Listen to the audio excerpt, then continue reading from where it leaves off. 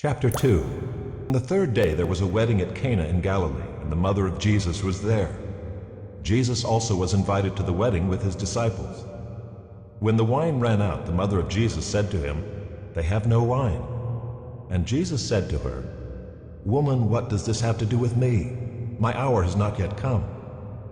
His mother said to the servants, "Do whatever he tells you." Now there were 6 stone water jars there for the Jewish rites of purification, each holding 20 or 30 gallons. Jesus said to the servants, "Fill the jars with water." And they filled them up to the brim. And he said to them, "Now draw some out and take it to the master of the feast." So they took it. When the master of the feast tasted the water now become wine, and did not know where it came from, though the servants who had drawn the water knew, the master of the feast called the bridegroom and said to him, "Everyone serves the good wine first, and when people have drunk freely, then the poor wine. But you have kept the good wine until now." It's the first of his signs Jesus did at Cana in Galilee, and manifested his glory, and his disciples believed in him.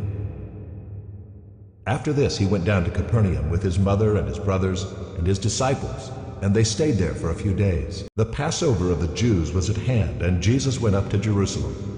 In the temple he found those who were selling oxen and sheep and pigeons, and the money changers sitting there. And making a whip of cords, he drove them all out of the temple with the sheep and oxen. And he poured out the coins of the money changers and overturned their tables. He told those who sold the pigeons, "Take these things away. Do not make my Father's house a house of trade." His disciples remembered that it was written, "Zeal for your house will consume me." So the Jews said to him, "What sign do you show us for doing these things?" Jesus answered them, "Destroy this temple, and in 3 days I will raise it up." The Jews then said, "It has taken 46 years to build this temple, and will you raise it up in 3 days?" But he was speaking about the temple of his body.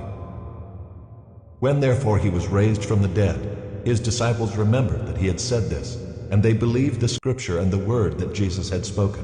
When he was in Jerusalem at the Passover feast, many believed in his name when they saw the signs that he was doing. But Jesus on his part did not entrust himself to them, because he knew all people and needed no one to bear witness about man, for he himself knew what was in man.